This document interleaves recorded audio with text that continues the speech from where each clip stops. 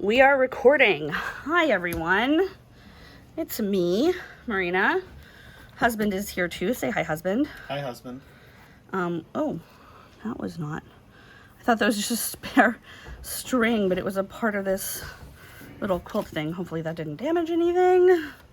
I don't even know if you saw me pull that string out, but there was like a string on my quilt. And I pulled it and it came out of the quilt. Oh dear. If you don't remember, my mother-in-law made me this cool quilt. Looks like I got a little bit of coffee on it. Should wash it. But yeah, I use it for the background on my plantings. Let's see. Here are, of course, the tools of my trade, although I'm missing one of my pens. I think I said last time that when I'm missing one of my pens, you know, I'm like a little bit, I've got some stuff going on. Although I'm way better than I've been. Which you couldn't tell because, oh my God. Oh no, okay, oh my God, what the fuck? I squared the shit out of myself. Oh, wow, okay. You scared me too. I scared the shit out of myself. I thought that I had a job I didn't show up for. I have a tour. I had a tour this weekend, but they canceled it and moved it to this coming weekend. Oh.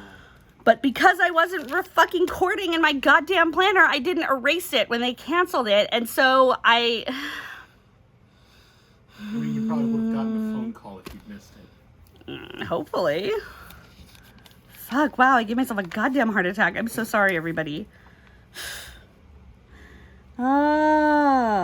Here it is. Yeah, that's, wow.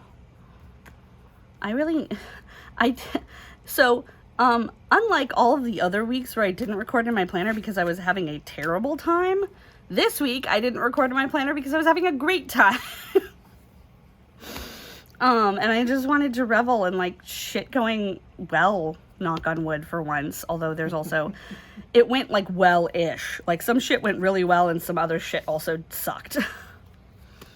So,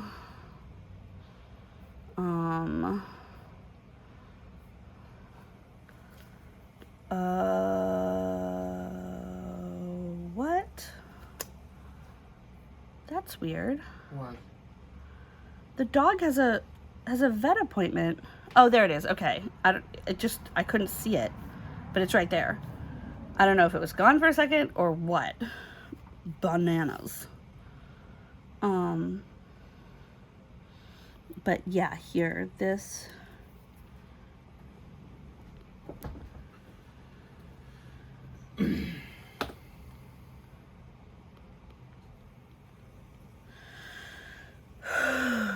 Wow.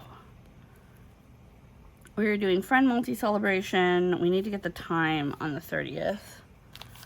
But let's talk about last week. So this was the week that, if you recall, I felt very bad. And then I had a really nice weekend. That was very nice. I think I recorded my plan with you on Sunday. No, it must have been it was Saturday.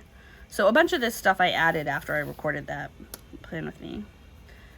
I also wrote fuck you April snow because it did actually fucking snow last Monday or 2 Mondays ago.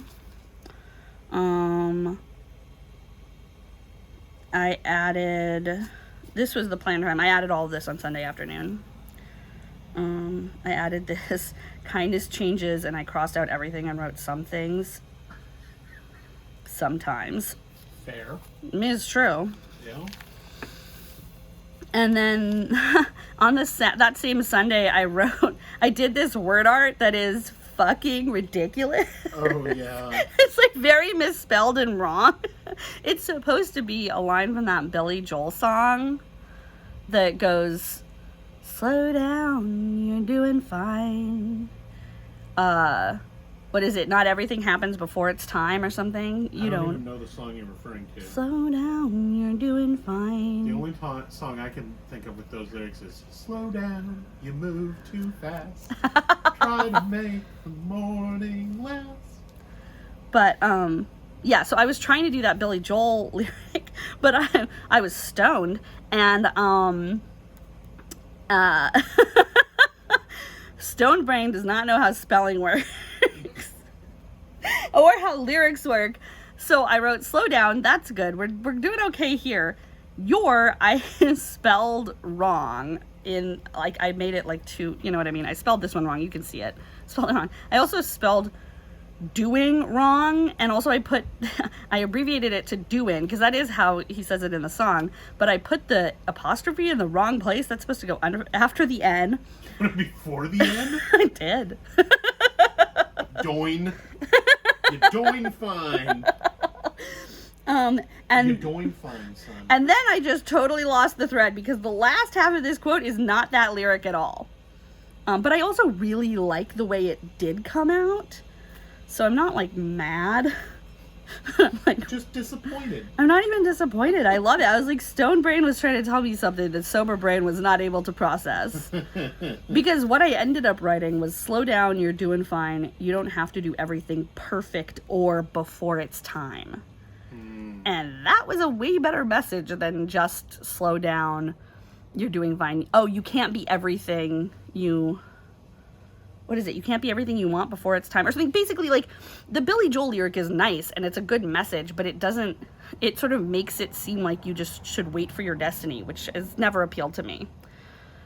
And so the idea that, like, I can't force things to happen, and nor do I have to make them happen perfectly, is appealing to me, because it's like, yeah, dude, you're trying really hard, and also, like, it's okay. Like, you're fine. Yeah. So I prefer what I got instead of what I was trying to do.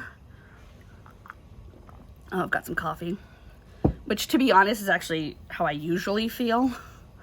After it's all said and done, I fight really hard for what I think I wanted, and then when I get what I get, I'm so much happier than I probably would have been if I got what I thought I wanted. But yeah, I stopped recording around here.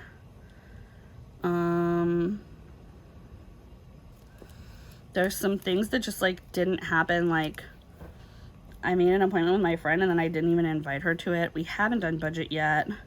I'm obviously doing Plan With Me here.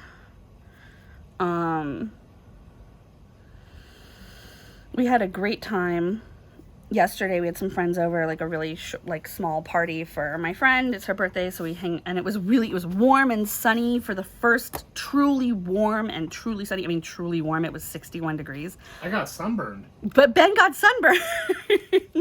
And just a little bit. You can actually see a little bit. I mean, I have like a zit here, but you can see a little bit. This is the color my skin was before yesterday, because that's where my watch band was, and then I got this nice little golden. Got some golden skin going on. I love Oregon in the spring and summer, man. The heat, when it gets really, really hot, the heat waves do bug me. We didn't used to have this kind of heat waves, but thanks, climate change. Anyway, long story short, this is the Plan With Me for April 25th. Obviously, I've got my Pilot Friction erasable. Let's go. Let's start planning. And then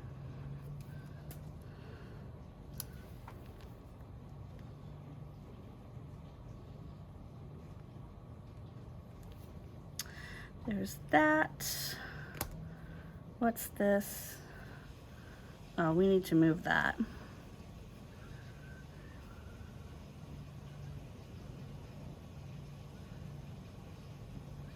Let's see, can we move this? Oh, well, I'll be talking to her on Monday, so I just won't. We'll talk about that on Monday, because there's a thing that we're doing internally that intersects with another thing. I can't have that. My custom built dog bowl holder is doing decent numbers on Instagram. Yeah, Ben built a dog bowl holder out of cardboard Garbage. boxes because the vet said that she needs to have her neck elevated when she eats. The dog, not the vet. I mean, the vet should also elevate her neck. Maybe. I'm not going to tell her how to eat. Just to prevent choking. No, the vet has that mega esophagus thing. She has to eat in a box. There are people that have that. Wow, that's depressing. Well, I don't know if it's mega esophagus, but they don't have to eat in a box because, you know, people have different constructions than dogs. But there are people who have problems swallowing and they need to like thicken their food with stuff, like usually cornstarch or oatmeal. So they can't just drink water. Why? It just flows down. You don't have to swallow it. No, your body directs all your food to the right hole. There's only one hole. No, there's the lung bit. You could get water in your lungs if you don't have that thingy. Oh. I don't really know a lot about it, I gotta be honest. But I just know that sometimes people use thickening agents, especially if you're like paralyzed. I think. Huh. Yeah. I don't know. Maybe there is some sort of like, what's the word? Autonomic response where your esophagus won't try and move it unless there's some thickness for it to move. I mean, because we've all gotten water in our lungs and you just like aren't paying attention or like something happens. Yeah, but my understanding is that well, I guess there's a lot of mechanisms, but there's the mechanism by which you swallow physically, which is like a contraction of muscles in your esophagus, I think. Mm-hmm. But then I think the thing that keeps stuff from going in your lungs is basically a little flap or a valve or a sphincter. That's not necessarily connected to that, but maybe it is. Maybe it's that when the esophagus muscles flex, it closes the lung hole. Maybe. I mean, you could just not have that little valvey thing working well. So I already had Pepper to the vet on Tuesday. I am putting Pepper to the vet on Wednesday because Pepper has 2 vet appointments back to back. Jesus. Next week. We are worried, but we don't have any. We're worried about her health. There's stuff going on, but we do not have any, like, whatever. You know what I mean? We don't have any proof or we also don't have any money. We don't have any, nobody's said anything definitive about her health. They've all just been speculations. So her 2 vet appointments next week are supposed to help determine what is going on. And then if the vet is right, the good news version is that she's going to require a surgery and she's probably going to lose an eye. The bad news version is the very, very worst news. So I'm just not thinking about that right now. Yeah, I feel like that's a bridge I'm going to cross when I come to it. Yeah. Although I was thinking about how, like, man, when these dogs die, it's going to be very difficult for me to look at my Instagram feed because it's all pictures of dogs. Yeah, God, I'm not thinking about that right now.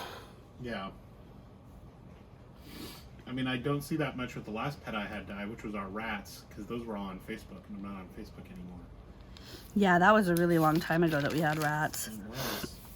We sort of decided that we're actually never going to have rats again because they just don't live long enough. They live 2 or 3 years, and it's heartbreaking.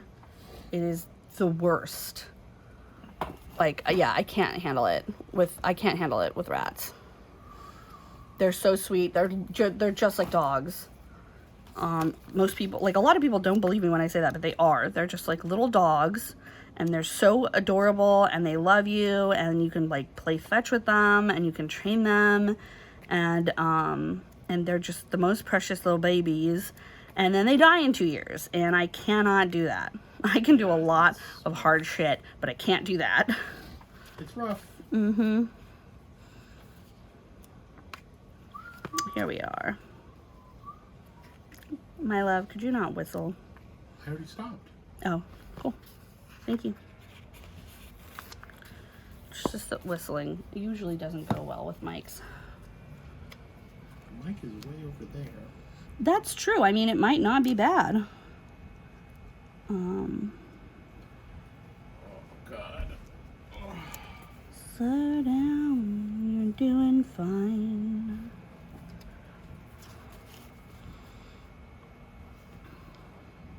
I just really like that song right now. I feel like I need it a lot. I'm just drawing these lines with a Energel 0.03 because it's what was right next to me. I have no logic behind this choice.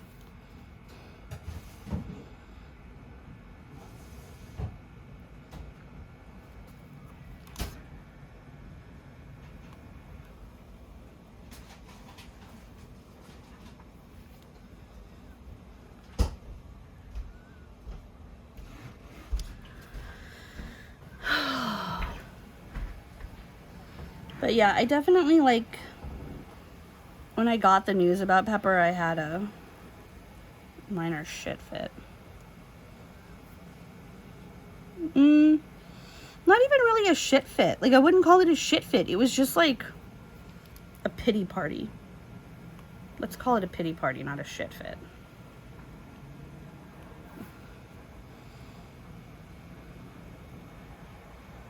Oh, weird. I did those lines wrong.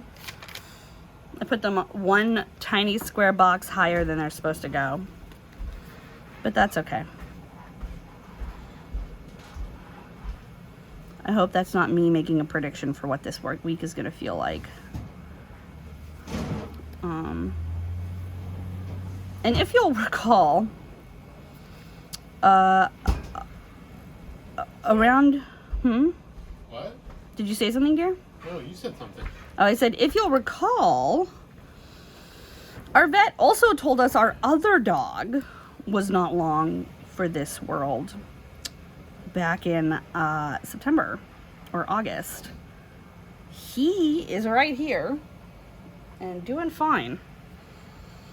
So I did ask them about that when they told me that my dog had serious issues.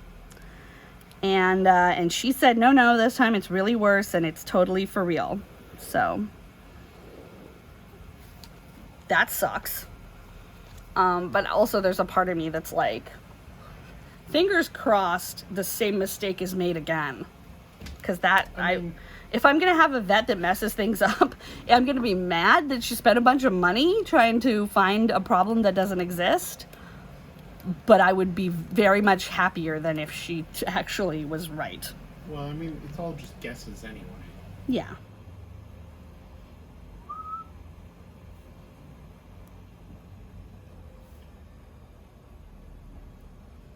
I almost wrote money instead of body.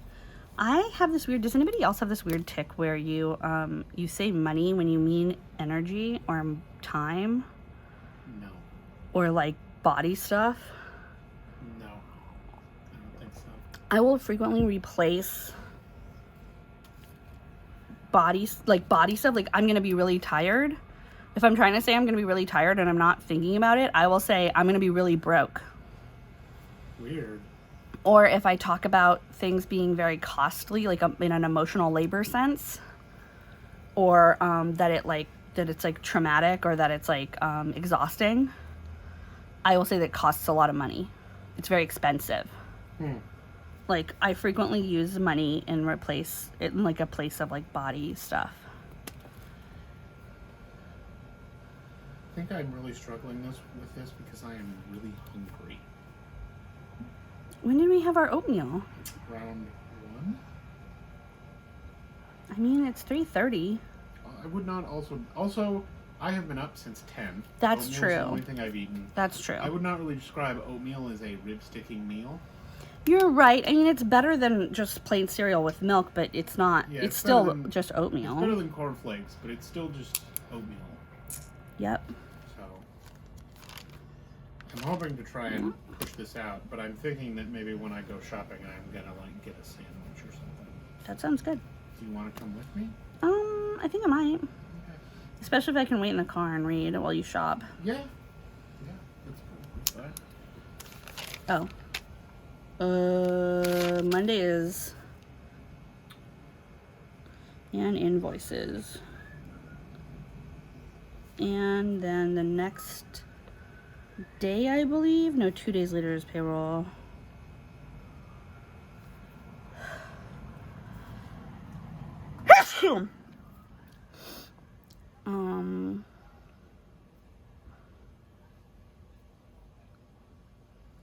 I can't see how this is legal, but my payroll company is punishing me for having a low balance in my account by making it so that I can't pay payroll on the day that I'm supposed to pay it, and then I have to wait 2 days to pay it, which I kind of don't understand why that would make any sense to anyone. But yeah, that seems weird. It also means that my employee is getting paid 2 days late. Have you talked to them about that? I haven't. It's on the list. The long, long, long list. And my employee stated that it's more important that we make money than that we fix her 2 day late paycheck. I would feel the same if I were her. But also, that's not a decision she should have to make, and that's fucked up, and I should get on top of it.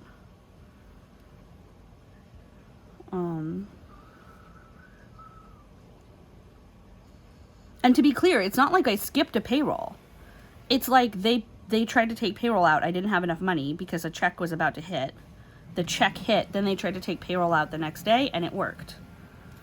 But because it happened once, they're punishing me by waiting to do payroll. And they're like, you have to do payroll 2 days early if you want your employee to be paid on time. But I'm like, but in the state of...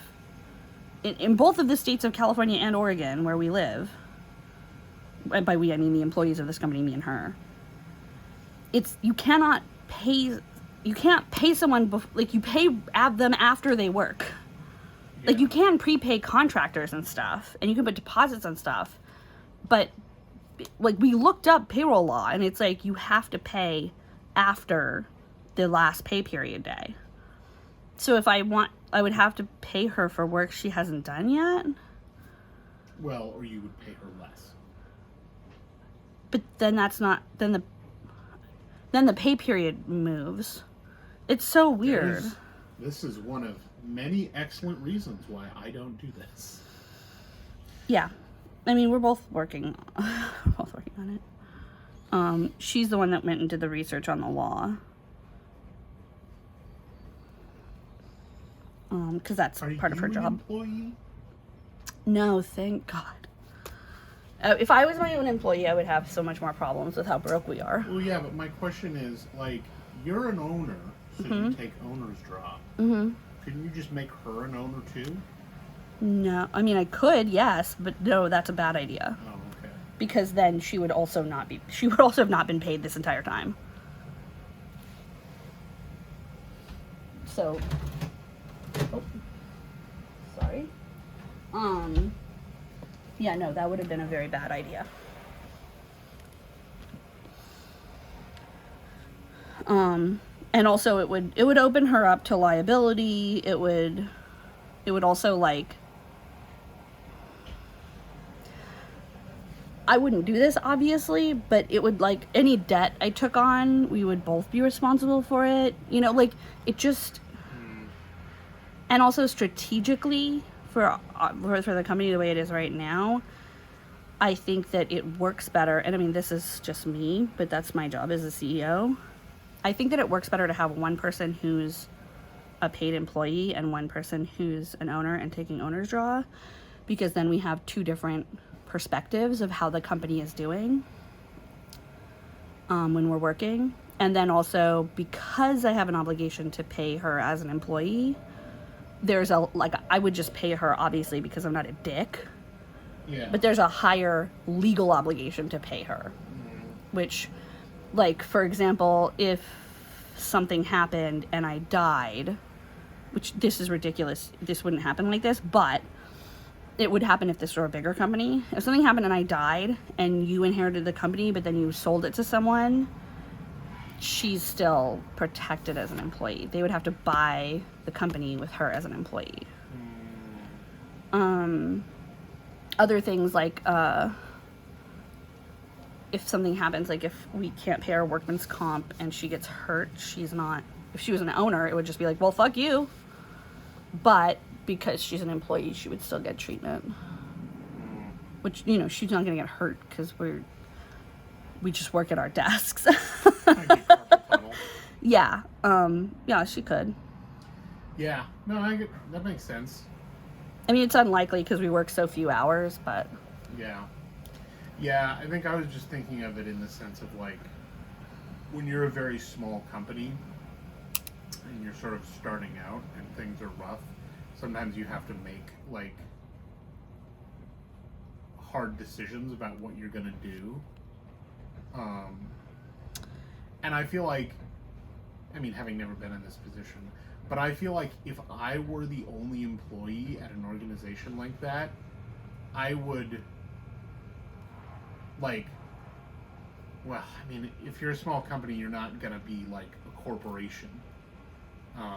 Because that's what I was thinking, is that you would do something where you're a corporation and you're both part of whatever the sort of like part of a corporation is that is capable of making decisions. Partners. Yeah. Or members of the board, I think. Yeah. Because then I would feel like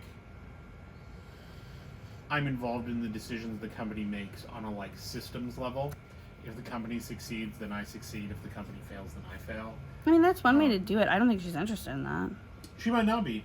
I mean, Well, presumably she's not, because you've talked to her about it. I haven't, actually, to be honest. I haven't because that's like...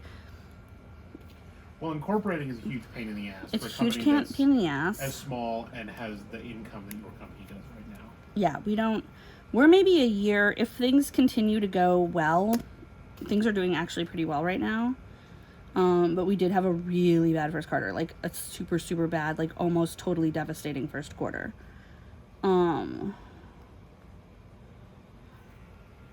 But like, if things continue to go well, we should probably incorporate next year. Go from being an LLC, which is a limited liability corporation, to an S corp. Mm-hmm. That was the path we were on last year, and then the first quarter just totally derailed us. But probably in 2023 we'll think about becoming an S corp, and then maybe in 2024 we'll become an S corp. Which will be different. When we're an S corp, then I'll be an employee of the corporation, and I'll have the same protections that she has, which is very nice. Yeah. I think there's a little bit, like, I'm not gonna lie, like, I have a fucking savior complex, and I think that there's a little bit of that in the fact that, like,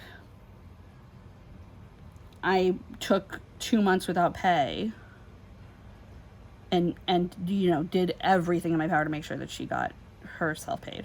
I mean, there's a minimum moral component here where if I am employing something, it's my moral obligation to pay them if and however I can, which includes taking personal damages because this is my company.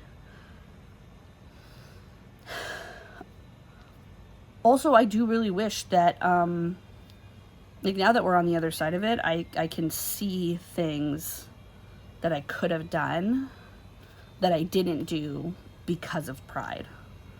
Like, I could have borrowed more money, and I didn't do that.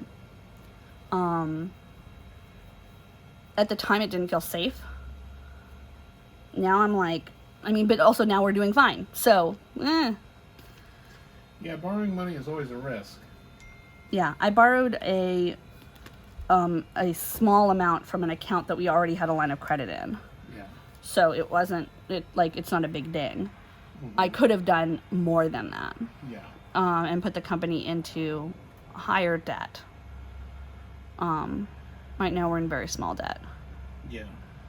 And also, I mean, our household finances were such that, like, I can actually go without pay for a little bit. It's tight, and it sucks, and it makes us feel bad about ourselves. But it's not devastating for us financially right now. Yeah. That's going to change as well.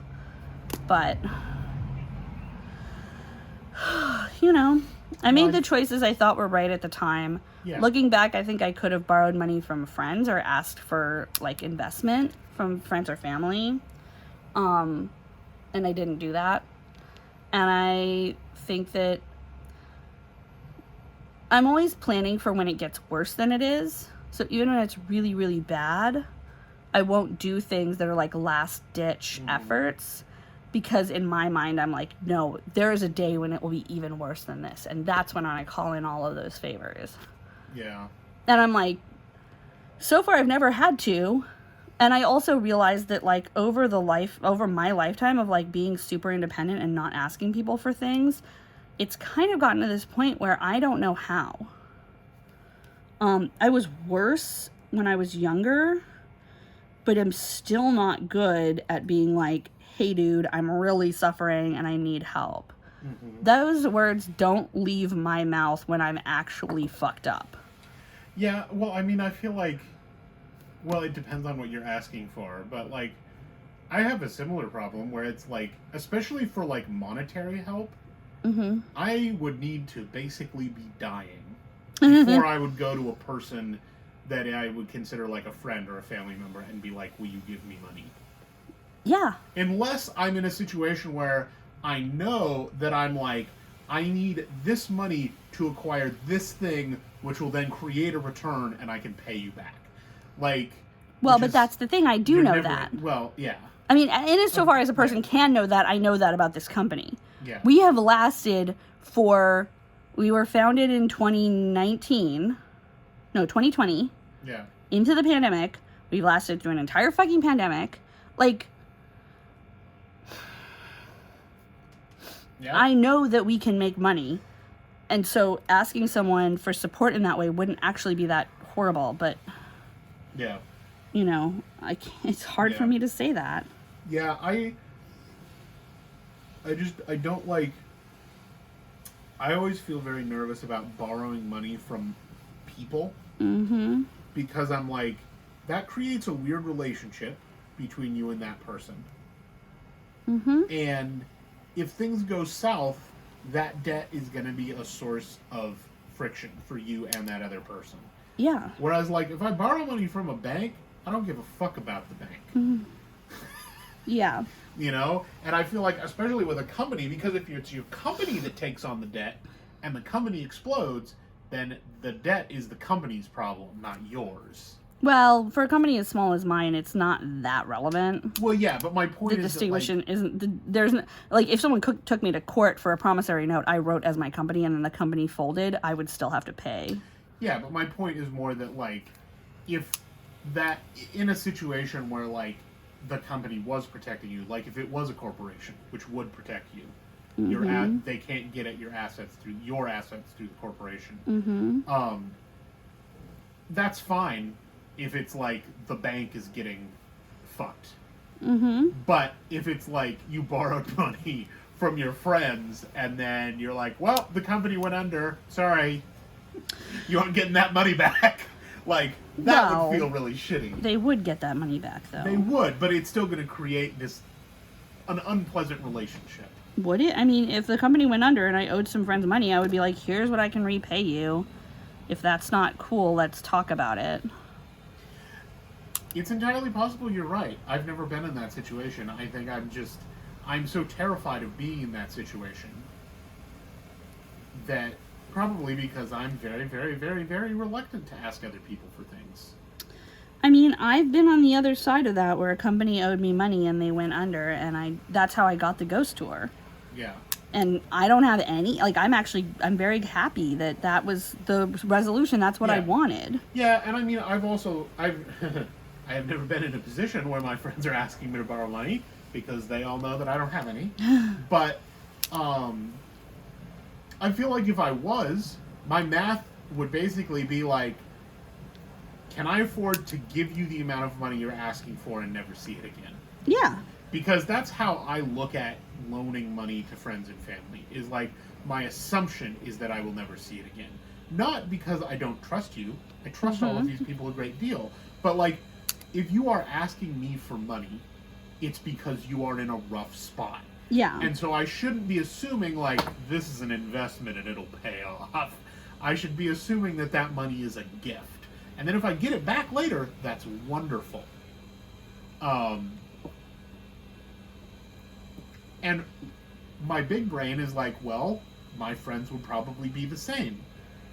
But my lizard brain is like, no, they would hate you forever. Well, but they wouldn't. But also that's unless they weren't your friends to begin with. Yeah. But that's why I would, I would talk to them beforehand and be like, what is an amount you can afford to give me that will not harm you?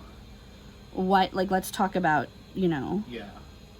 potential repayment plans, etc., etc.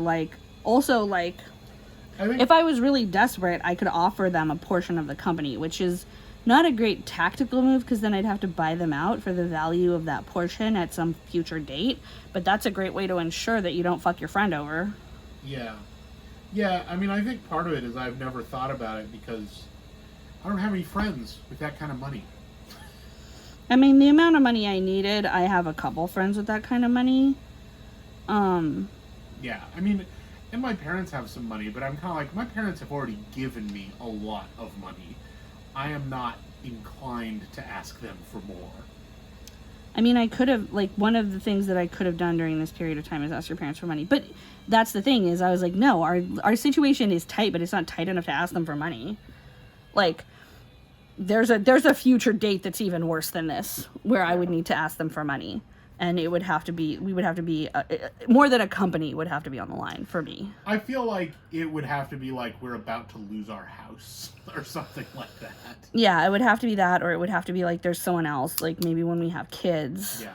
Like there's some kind of big situation with them. Someone is in danger. Yeah, that would be a thing that I would ask your parents for money for. Yeah, because this is probably not super healthy, but there's also a part of me that's like, if I'm in a situation that is so bad that I feel I need to do that, what I probably actually need to do is just take my lumps and suffer whatever consequences are going to happen without me having that money. Well, it depends on the situation. It does depend on the situation, but in my head it's usually like I'm in that situation because I have gotten myself in such a hole.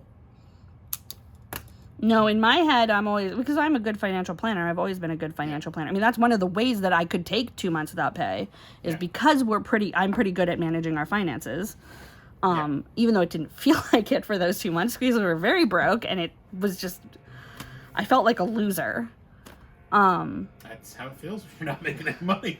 Well, we were making money. You were making money. We just weren't spending it because we were, your income covers our household necessities, but nothing else. My income is the one that gets us luxuries and things that we like.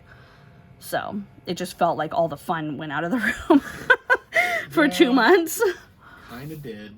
Yeah, but it was, we lived through it and now we're back. But what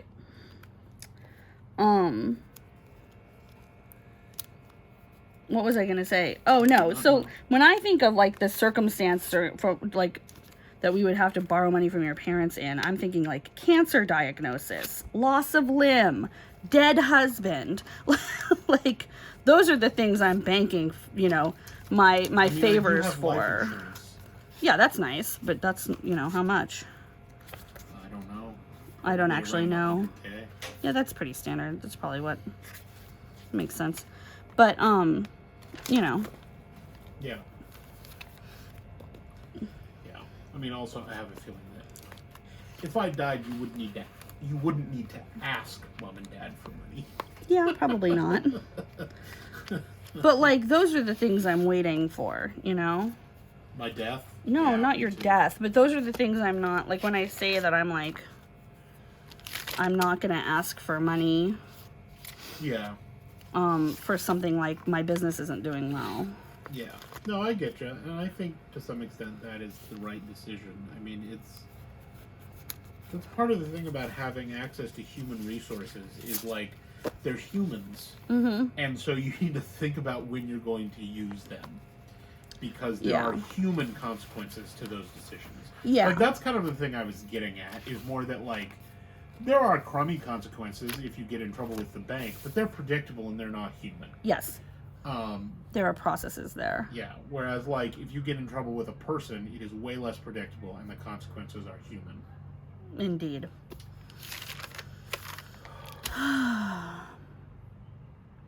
Oh, I needed this week's sticker. I just took it out, put it back. But yeah, I mean, that's the kind of stuff I think about a lot, you know, living in the U.S. is like, even if you're, like, I feel like we're lower middle class. We're not, like, comfortably middle class, but we're lower middle class.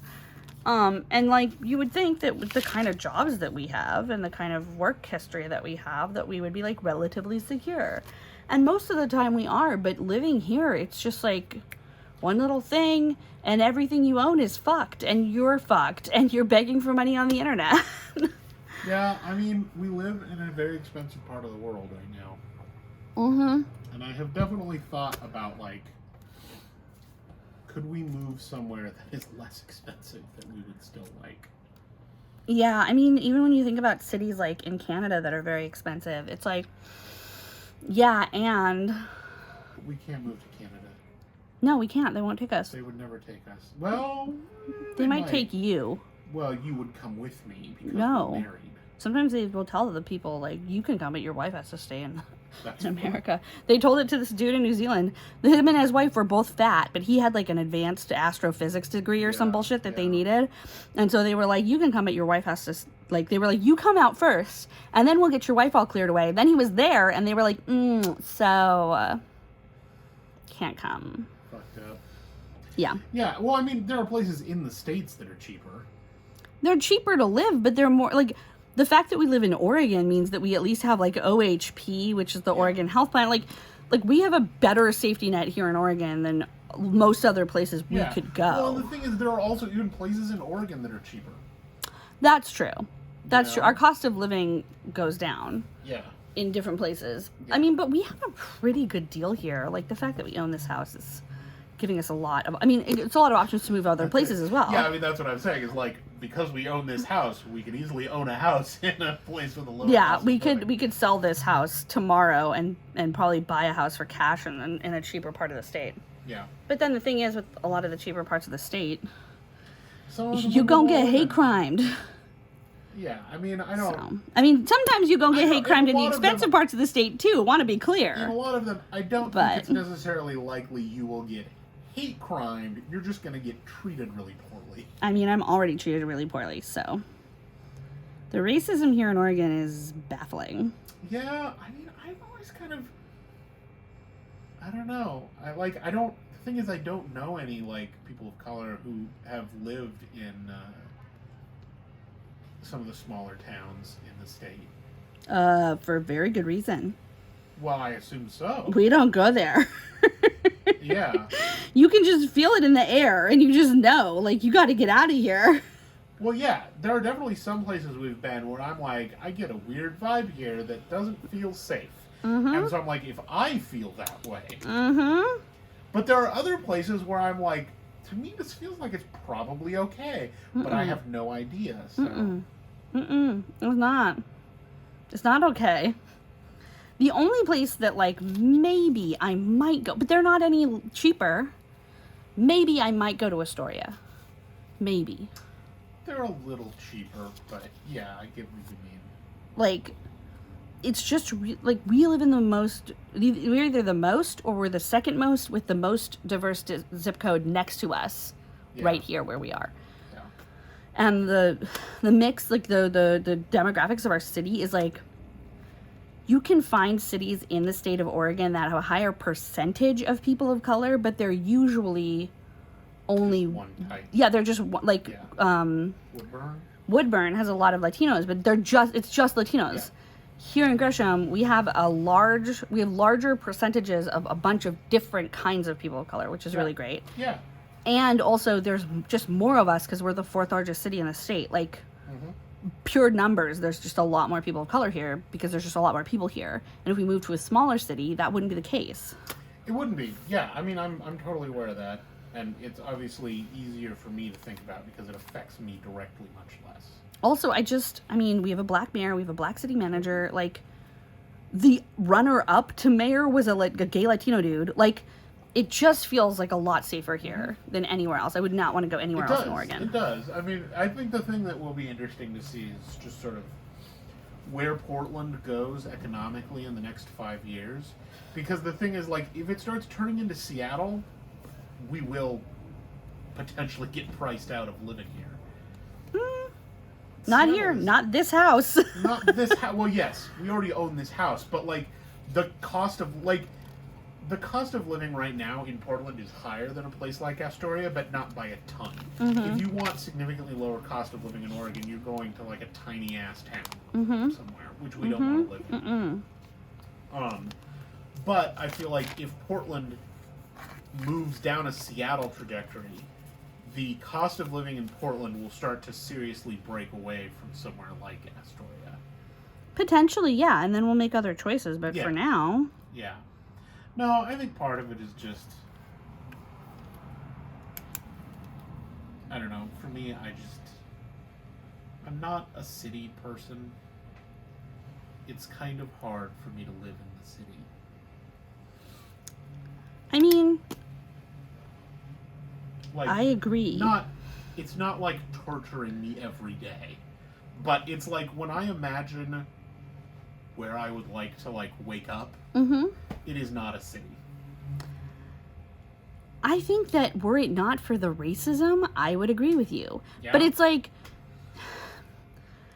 our like beautiful trees and pristine rivers and like, you know, country and farm fresh foods, like really, I'm really into them. Yeah, fuck yeah. You know what I'm super not into? Burning crosses on my front lawn, getting fucking attacked, getting fucking people yelling at me, like getting people chasing me, like all things that have happened to me in more rural areas. And I'm just like, sorry, it's not worth my life. Like, yeah, is the forest nice? It's not worth my life or our kids' lives. Like, we don't know what racial makeup our children will have. Like, that's definitely not worth it. No, I agree. So, you know, I totally feel you, and I just wish people were less racist. That would be very nice.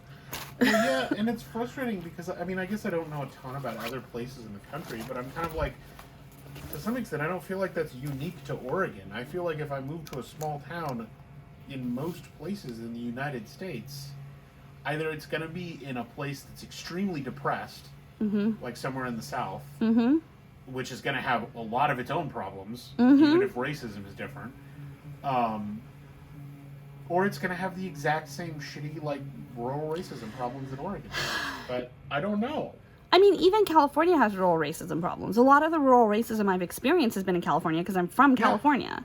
So I'm not under any delusion. And also, the thing about California was that all of the things that people do and say to me because I'm Mexican, because of my race, they used to do and say to me because I am queer in California. So it's not like I was dodging a bullet in California and it's worse here. It's just that the bullet was different. And honestly, the fact that I'm so light complected makes it better for me here in Oregon, where colorism is also a big factor in the racism. If I were darker complected, I would probably have stayed in California. Like, I would probably just put up with it, with the homophobia and the transphobia, because, you know, that was a known factor. But yeah, it's not like I was, like, having a good life in California where people were accepting of me. They were just shitty to me for a different reason.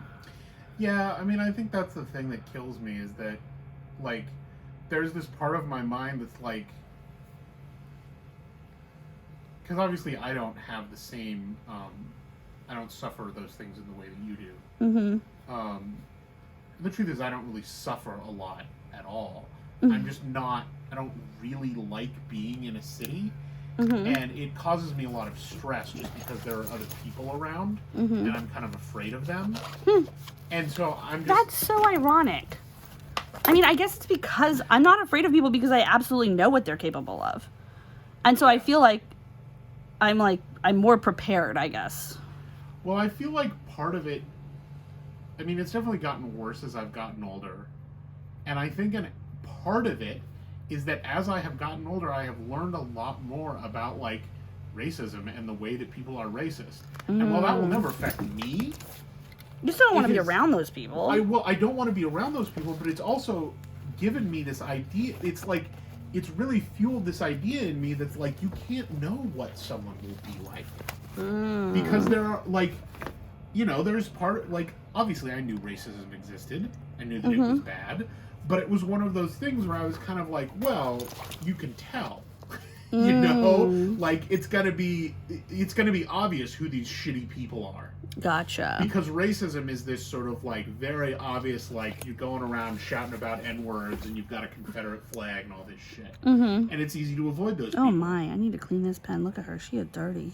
But anyway, like, go on. I've learned that like a lot of racism is much more subtle, where it's not that they're like, in a sense, those guys are some of the least harmful because you can see them and you know exactly what they're up to. You can avoid them. And you can avoid them. Well, like, if you have means, you can avoid them. Well, if you have that's means the thing. And you live in a place where they're a minority, you can avoid them. But like the people that in a sense are more frightening are the people who like would not ever think of themselves as being like, oh yes, I hate black people. But like the way that they behave and the decisions that they make and the things that they talk about make it clear that they see people as being different. Well, yeah, like one of the things that is insidious here in Oregon is that there's like a cadre, and this is going to sound silly to anyone who's not here. There are a cadre of people who want to be my friend very badly, white people, who want to be my friend very badly, and then they treat me like shit because they make the racist assumption that it's okay to treat someone like me shittily. And when I point that out to them, they get very mad, and then they usually get very abusive after that. Yeah. And will say and do insane things. Yeah, well, because there's a group of people who are, it's very, very important for them to believe that they aren't racist.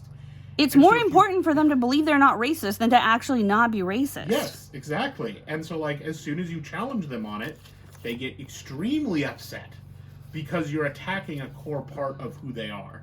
And like what I was getting at is just this idea of like there are dangerous, shitty people out there who you can't see. And so potentially everyone is dangerous and shitty. And so while I don't walk around worrying that people are going to do a racism on me, because they won't, and really they couldn't. I mean, people have definitely been meaner to you now that your name is Martinez. Maybe. I have literally never noticed it. You've said some things that people will say, like... Really? People will point it out and be sort of passive-aggressive. I believe you. I just don't remember it at all. So it probably did not have a significant effect on me. Yeah, no, I mean, it wouldn't. There's virtually nothing they can do to you. Yeah. But I feel like it is contributed to my sort of like paranoia about other people, where I'm just like, I don't know what any of these people are about. I don't know if like this person might actually be dangerous. And so then my mind just starts being like, well, everyone is dangerous. Everyone is scary. All of these people are threatening to you. And when there's not that many people, it's not that scary. But when I'm in a city, there are people everywhere. And they're all strangers. And so they're all dangerous. And in my mind, the way that I deal with that is that I go somewhere where there aren't people. I get away from the city. And for me, that would work. Because if I went out to like a rural part of the state, people would just leave me alone. They wouldn't care. Well, they'd leave you alone. The thing is that in the rural part of the state, people are very... Like, I feel like people are more empowered because there's this us and them mentality in more rural areas. And if you see someone like me, you know that I'm not from here. First of all, just because you know who's from here and you know who's not. And you feel empowered to say really horrible things to someone like me. It's not just racism. Part of it is because I'm an outsider. And then you see that I'm also not white. And so then you do a racism because that's even more fun. Yeah. But like... Yeah. Like, I understand the dynamics they're acting here, and I also understand that, like, those same people who call me names or say things, really rude and fucked up things to me as a visitor would not do that to me if I was in the in-group, no matter what race I was in. Yeah. But that doesn't make me want to be their friend. Yeah. Like... Yeah, no, I get that. And all I was getting at is that, like, I think part of the reason that I keep coming back to this subject, and that, like, while I understand exactly how and why you feel the way about it that you do, it is additionally distressing to me because I'm like, now this thing that I thought maybe I could do someday to get away from all of these things that frighten me, I can't do. Yeah, I mean, I think part of it is that I've been dealing with that reality my whole life. Yeah. So it's it's also frightening to me and I don't like it, but I'm more a nerd to it. Yeah. Anyway, we should probably stop this plan with me. I'm done planning. I've just been putting stickers in here. But this was a really good conversation, so I didn't want to stop it. But, oh shit, we're at an hour. Wow. Bye, everybody. Bye.